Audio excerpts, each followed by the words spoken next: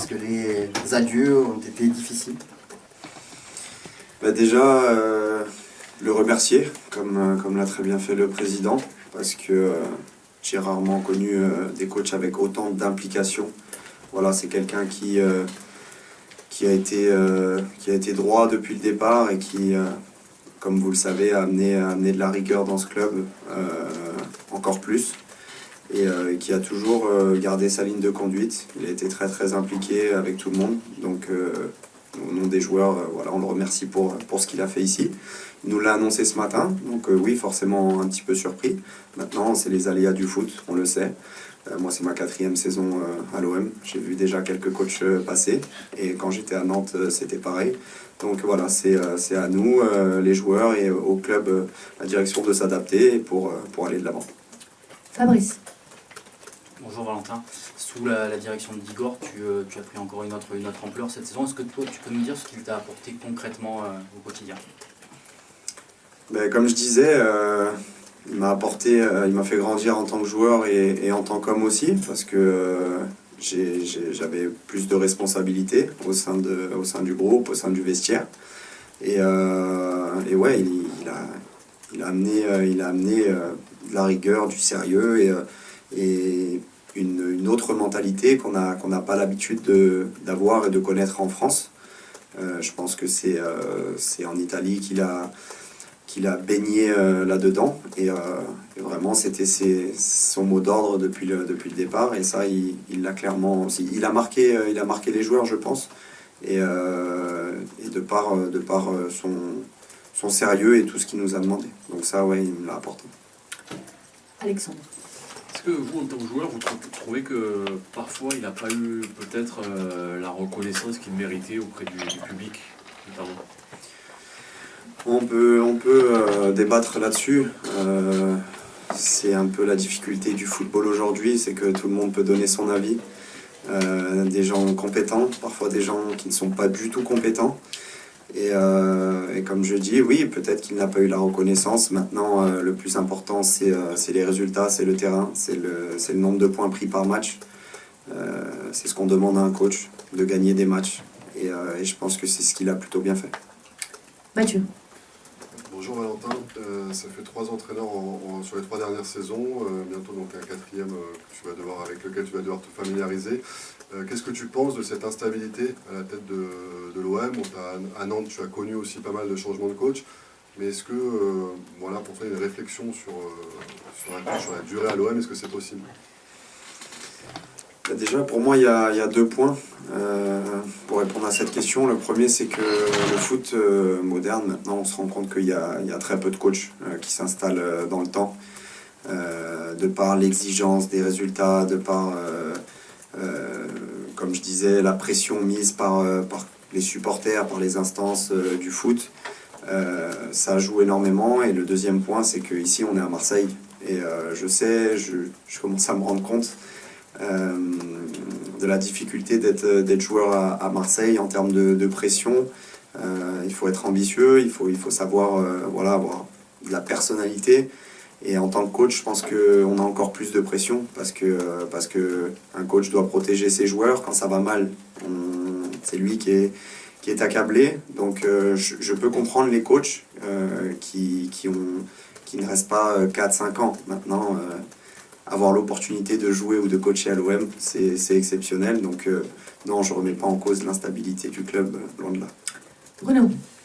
C'est une question complémentaire, Valentin, bonjour. Quand on est joueur et qu'on change d'entraîneur tous les ans, est-ce que c'est quelque chose qui est embêtant ou pas forcément, parce qu'on le voit dans les résultats? Alors il n'y a pas de titre de champion, mais il y a une 4e saison en Coupe d'Europe pour l'OM, ce qui n'était pas arrivé depuis plus de 10 ans. On voit qu'il y a quand même un club qui reste sur le podium. Est-ce qu'on est capable de s'adapter très vite? Est-ce qu'il faut le faire aujourd'hui dans un club comme celui-ci quand on est joueur? Enfin voilà, tu vois un peu ma question. Oui, je comprends parfaitement la question. Pour moi, ça dépend aussi de la méthode des coachs qui arrivent. La méthode du coach Tudor, mais elle s'est mise rapidement en place parce que c'était des choses compliquées physiquement, mais qui étaient faciles à assimiler. On parle du marquage individuel, on parle de l'intensité des courses. C'est des choses qui ont révolutionné notre jeu, mais c'est pas un travail longue haleine comme l'était celui de Sampaoli, parce qu'on changeait complètement notre manière de jouer, de ressortir le ballon. Donc pour moi, ça dépend des profils. Et notre métier aussi à nous, pour répondre à ta question, c'est de s'adapter. On n'a pas le choix. On sait que c'est aussi la difficulté d'être joueur de foot au haut niveau. Et c'est comme ça, c'est soit tu y arrives, soit tu t'en vas. Mais c'est pas forcément facile. Ben non, je dirais pas que c'est facile, parce que c'est comme sur le terrain, tu as des automatismes avec ton coach, tu sais ce qu'il te demande, tu sais ce qu'il attend de toi, de l'équipe, et de devoir se réadapter à quelqu'un, parce que c'est pas qu'un coach, c'est aussi un humain, un être humain, donc voilà, c'est différentes valeurs, différentes approches, donc oui, il faut se réadapter, c'est pas facile, mais c'est notre métier. Michel. Bonjour Valentin. Première chose, tu boites, qu'est-ce que tu as, si tu peux nous répondre à ça. Et deuxièmement, tu as tout le temps défendu Igor, ce côté rigueur, travail, exigence. Est-ce que malgré tout, maintenant que c'est terminé, tu pourrais dire que parfois il a peut-être manqué de flexibilité dans le groupe, et il y a pas mal de joueurs avec qui le courant n'est pas passé. Il y avait peut-être parfois un système, il n'y avait pas de plan B, il a dit lui-même. Est-ce que vous en avez discuté avec le coach, vous, les cadres de l'équipe, ce manque peut-être un petit peu de flexibilité, parce que de l'extérieur on a l'impression parfois qu'il était un petit peu borné et qu'il voulait mourir avec ses idées. Alors, je vais essayer de bien structurer ma réponse. Déjà, merci de vous inquiéter de mon état de santé. Je me suis fait infiltrer le tendon hier, parce que je souffre depuis 2 ans maintenant, et cette saison, j'ai pas réussi à faire passer la douleur. Donc là, j'avais une fenêtre pour me faire soigner, comme je suis suspendu ce week-end. Donc j'en ai profité, j'ai fait de la PRP sur mon tendon, et ça me fait boiter pendant quelques jours, mais rien de bien grave. Pour répondre à la deuxième partie de la question,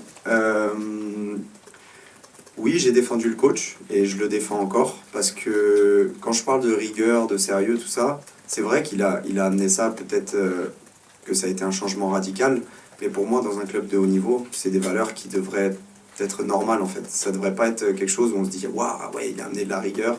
Pour moi, on est l'Olympique de Marseille, on est un très grand club d'Europe, et ça devrait être des choses normales. Pour ce qui est de la flexibilité, chaque personnalité est différente. Le coach, peut-être qu'il a la tête dure, mais ça fait partie de ses qualités aussi. C'est pour ça qu'il en est là aujourd'hui. Et il a défendu ses idées jusqu'au bout. Après, si vous voulez parler de foot avec lui, c'est à lui qu'il faut poser des questions au niveau de la tactique. Mais en tout cas, oui, on a échangé tout le long de l'année sur ses idées, sur ce qu'on pensait, parce qu'il n'est pas fermé au discours, contrairement à ce que vous dites. Et on a échangé là-dessus. Flo. Oui. Valentin, est-ce que pour toi ça rebat un peu les cartes, sur l'avenir de certains joueurs qu'on n'imaginait pas poursuivre avec Igor Tudor, parce qu'il y avait eu, on va pas se le cacher, quelques petites frictions, enfin bon, on n'a pas tous les détails, mais on sait qu'il y en a eu quand même quelques-unes des tensions. Voilà. Est-ce que pour toi ça peut rebattre les cartes pour Dimitri, pour Matteo, pour d'autres joueurs qui avaient moins de temps de jeu ou comptaient moins aux yeux de Tudor? Mais ça, on le verra pendant le mercato. On va laisser déjà Pablo, Javier et toute la direction travailler sur le successeur d'Igor. Et puis ensuite sur le mercato, je pense qu'ils ont déjà commencé. Mais oui, je pense que l'avenir forcément n'est peut-être pas le même pour certains joueurs. Mais je peux pas vous dire, je suis pas dans les confidences pour l'instant. Et on le verra par la suite. Tu penses que Dimitri va rester? Bah, pour moi, oui, il reste. Pourquoi voulez-vous qu'il parte? Xavier. Bonjour Valentin. J'avais une question foot à proprement parler. Vous avez connu Jorge Sampaoli et son football de possession assez horizontal. Vous êtes passé à un football très vertical avec Igor Tudor. Est-ce que vous estimez déjà que ce football correspond plus au foot moderne, actuel et à ses exigences? Et la seconde question, c'est est-ce que vous êtes prêt à repartir physiquement sur une nouvelle saison avec une grosse intensité, avec des entraînements hyper rigoureux, hyper exigeants, comme vous l'avez connu avec Igor Tudor? Pour moi, un coach fait ses entraînements en fonction de sa manière de jouer. Donc forcément, si on cherche un style vertical qui est très énergivore, il faut avoir le coffre, il faut s'entraîner pour être capable de reproduire ça en match le week-end sur 90 minutes. Les entraînements, c'est pas pareil que le match, donc Enfin, c'est encore, les matchs sont encore plus intenses que les entraînements, donc vraiment il faut être prêt. J'ai pas la formule magique. Maintenant, vous parlez de jeu horizontal, de jeu vertical, et on regarde la meilleure équipe du monde actuellement, c'est Manchester City. Et c'est une équipe qui garde le ballon comme on le faisait avec Sampaoli, mais qui est capable aussi d'amener énormément de verticalité quand il le faut. Donc je pense que c'est un équilibre. Après, c'est très très dur à mettre en place. C'est bien pour ça que ce sont les meilleurs. Alex. Collectivement, quel a été votre meilleur moment avec lui et quel a été le pire? Aussi au niveau humain, parce qu'on a évidemment, il y a prescription maintenant, mais on se rappelle du stage en Angleterre qui avait été quand même difficile. Quel a été le pire moment et quel a été le meilleur moment? Je vais commencer par le pire. Oui, on peut parler du stage, mais je pense que c'était aussi un manque de communication, un manque de connaissance entre nous. Parce que quand il est arrivé, voilà, il avait vraiment envie d'imposer son style et de montrer que c'était lui le boss et qu'il fallait respecter ça. Je pense au match d'Annecy, qui personnellement était un très très gros échec, parce qu'on avait la possibilité et même, je dirais, le devoir de faire mieux. Voilà, donc on va pas remuer le couteau dans la plaie, mais le match d'Annecy a laissé beaucoup de traces. Et mon meilleur moment de la saison, je pense que le match contre Paris en coupe, bien évidemment, où on a senti une euphorie collective, même partagée avec les supporters, avec tout le monde. C'était vraiment un très très bon moment et je pense que tout le monde s'en souviendra. Mourad. Oui, bonjour Valentin. Donc comme tu l'as dit, tu as connu des coachs très différents, styles de jeu très différents. Et ton ressenti à toi, est-ce que toi tu as pris du plaisir sur le terrain à jouer de cette manière-là? Et on a eu beaucoup d'observateurs aussi qui s'inquiétaient du fait que ce jeu était trop énergivore. Est-ce que toi tu l'as ressenti? Bref, quel a été ton ressenti avec le style de jeu pratiqué cette saison? Est-ce que tu as pris du plaisir? Est-ce que... Voilà. Alors, je ne vais pas vous dire que j'ai pris du plaisir lors des séances d'entraînement, de préparation intense où on nous demandait de courir et courir et courir, parce que nous, on est des feignants, on n'aime pas ça, courir à l'entraînement, on aime bien courir en match, mais comme j'ai dit tout à l'heure, avec sa méthode, sa philosophie de jeu, c'était un passage obligatoire. Donc même si on râle, on le fait, et le but c'est d'être prêt en match. Maintenant, c'est vrai que sa façon de jouer, de défendre, demande beaucoup d'énergie, que ce soit physique ou mentale, parce qu'il faut toujours être en alerte, toujours concentré et répéter les courses de haute intensité. Après, j'ai envie de vous dire, le plaisir, on le prend dans la victoire. Parce qu'on a beau, si on peut être l'équipe avec le plus de possession au monde, si tu perds tous tes matchs, ça sert à rien. Nous, on est des compétiteurs, on est là pour gagner des matchs, et le plaisir, on le prend dans la victoire. Donc oui, c'était dur, mais on a quand même gagné beaucoup de matchs cette saison, et le plaisir, il était là. On va finir avec toi. J'ai croisé pas mal de supporters depuis samedi soir et bon, il y en a pas mal qui étaient en colère, hein, c'est normal, par rapport notamment au dernier match et qui ont un sentiment de gâchis aussi par rapport à la saison sur certains moments, comme tu l'as dit. Par contre, ils ont cette fierté de dire nous, on a toujours été là de la même manière. C'est vrai qu'on a vécu quand même une saison exceptionnelle à ce niveau-là, parce que même quand vous avez été dans le dur, ils ont été à 100% derrière vous. Comment, toi et le groupe, vous avez vécu cette expérience 2022-2023 avec le public du Vélodrome, mais je parle plus largement aussi avec tous les supporters qui se déplaçaient un peu partout en France? Je pense que tu as tout dit. Ils ont été fantastiques cette saison. De toute façon, si vous ne m'aviez pas posé de questions là-dessus, j'aurais terminé par ça aussi. T'es bon. Mais non, vraiment, merci, c'est trop peu. Donc voilà, on est tous hyper contents, bien évidemment, d'avoir eu ce soutien-là cette saison. Ils ont été, comme je l'ai dit, fantastiques. Et ils se sont aussi démenés partout en France, ils se sont déplacés. On est frustrés parce qu'on n'a pas réussi à leur rendre en fin de saison. Voilà, on a raté des opportunités et on aurait aimé bien sûr leur offrir encore plus de victoires, les faire vibrer encore plus, notamment en coupe. Donc ça, c'est vraiment notre gros regret, mais merci à tous les supporters, merci à tous ceux qui ont fait des déplacements, tous ceux qui nous suivent, parce qu'en plus d'avoir été nombreux à chaque match, comme tu l'as dit, ils nous ont soutenus même quand ça allait moins bien. Et en plus de ça, ils ont été exemplaires dans le comportement, donc 10 sur 10.